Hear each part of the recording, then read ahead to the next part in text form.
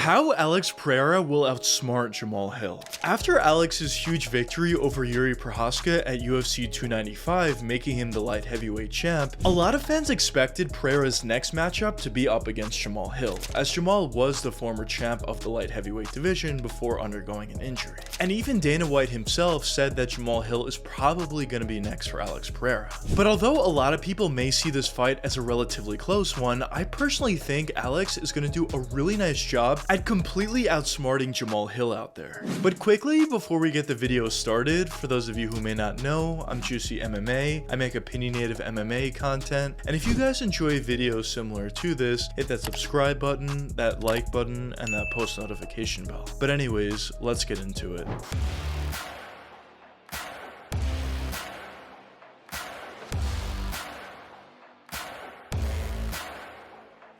Ever since Jamahal Hill made it to the UFC through the Contender Series, he's been an extremely impressive prospect. He's been a guy who over the years at this point has some really impressive victories. Like victories over guys like Thiago Santos, Johnny Walker, even Glover Teixeira, OSP earlier on in his career. But probably the most impressive thing about Jamahal was he wasn't only getting victories over these guys, he was doing a really nice job to finish a lot of them as well. And eventually those victories led him to become the champ of the light heavyweight division. And originally going into that matchup against Glover Teixeira, a lot of people, including myself, thought Glover had what it took in order to win the belt at that point. But in that matchup, Jamahal did a really nice job at stopping virtually every takedown that Glover went for, and on the feet, Hill was doing a phenomenal job at just keeping his distance and doing a great job at just being very dominant overall. But of course, as we all know at this point, after getting that impressive victory over Glover Teixeira, Jamahal ended up having a pretty severe injury to the point where he would need to vacate his belt, and as we all know at this point, Alex Pereira currently holds the belt after his win over Yuri Prochazka. But a question that some of you may be having at this point is what makes Jamahal Hill so good? Why was he able to be so successful and beat a ton of really impressive high-level guys over the years? Well, in my opinion, I think it comes down to a couple different factors, but the first factor that I want to touch upon is his overall skill set. Now, when you look at Jamal's game, it's pretty clear that this guy's a striker out there. And on the feet, Jamahal definitely has a lot of ability. Like for example, he does a really nice job at utilizing his jab, he does a nice job at utilizing uppercuts or hooks or crosses as well. Jamahal also does a solid job at throwing kicks out there, but I would say the best aspects of his stand-up ability comes down to two factors. The first factor is his distance management. I think Jamahal does a great job at utilizing his length, at utilizing his footwork to overall be in a great distance to where he can hit his opponents, but his opponents can't hit him.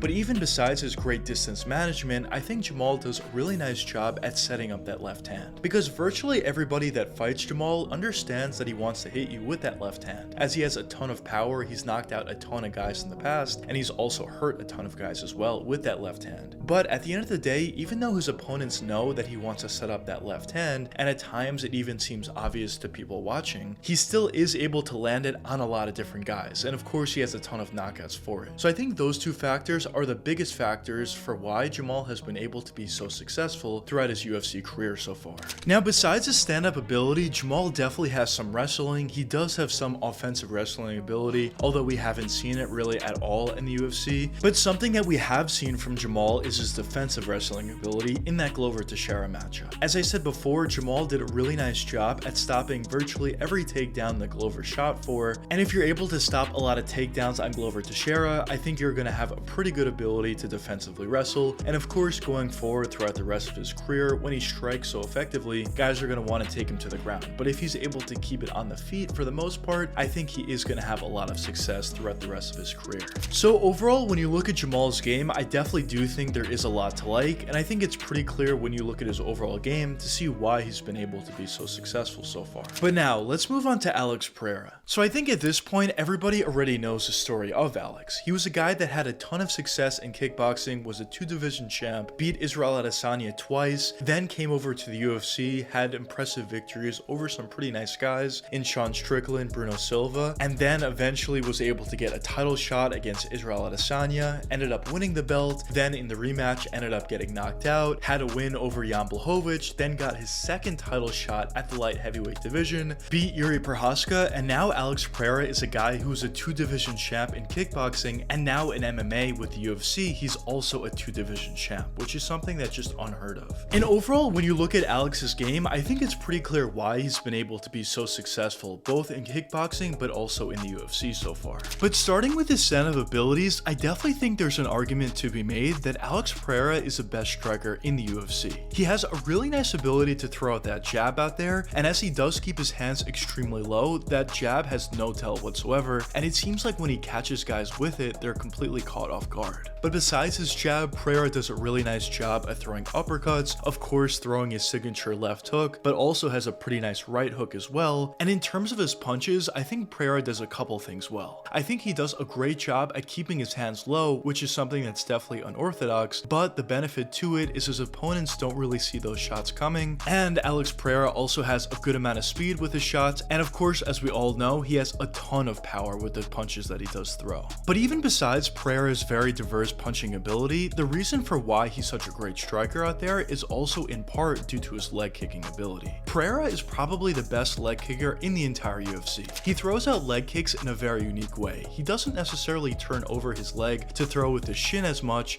as he more so throws his leg kicks a lot more straight. And the benefit to that, as similar to his punches, you don't really have that much of a tell for when Pereira throws leg kicks. And before you know it, Pereira has thrown 3 or 4 leg kicks without you being able to pick up any, and your leg is completely gone at that point. Pereira does a great job at taking out your legs and then gets his hands going a little bit more to try to knock you out. But even besides that, Pereira has a really nice ability to throw kicks to the body as well as throw kicks to the head. Now, in terms of Pereira's ground game, of course this is definitely not his specialty. But with that being said, I think I will say that Pereira has done a really nice job at developing his submission defense, as he had Jan Blachowicz on his back for a decent amount of time and was able to stop all the submissions that Jan threw up. But also besides that, I think another great aspect of Pereira's game is the fact that if he does get taken down, he does a really nice job at getting back up. So even though Pereira's ground game is definitely still a work in progress, I do think there is a lot to like about that, and of course in terms of his stand-up ability, there's a ton to love. But now, let's move on to this fight between Pereira and Jamahal Hill, and let's get into my prediction for why I think Pereira is going to outsmart Jamahal Hill. So as I mentioned before, both Jamahal Hill and Alex Pereira are very talented strikers. They both have a ton of power, they both have a pretty good ability to set things up. Of course, I think Pereira is a little bit better in that department, but regardless of that fact, both of these guys have a ton to love about their stand-up abilities. But I think there's a couple things that Alex Pereira does a little bit better than Jamahal Hill out there that would ultimately lead me to believe that he's going to be able to outsmart Jamahal on the feet, and would ultimately lead me to believe that he's going to be able to beat Jamahal Hill. And those factors are the leg kicks that he does throw, as Jamahal definitely has the propensity to get hit with those leg kicks a little bit, and when you're going up against a guy in Alex Pereira that throws those leg kicks very hard and effectively, but also with no tell whatsoever, I think it's going to be really difficult for Jamahal to pick up those leg kicks, even if he knows they're going to be coming. But even besides that, I think Pereira just does a really nice job at setting things up. And I wouldn't be surprised whatsoever if this fight looked relatively similar to Alex's fight against Sean Strickland. I could see Jamahal having some success early, but at the end of the day, it could be due to the fact that Alex is trying to set up Jamahal, and eventually he's going to find that big left hook or just a big power shot that can either A, put Jamahal away, or B, at least hurt him pretty significantly. And of course, as we all know, that's exactly what happened in Alex's fight against Sean Strickland. As Jamahal Hill and Sean Strickland have one similarity, as both of them going into their fight against Pereira are saying they're going to beat Alex at his own game.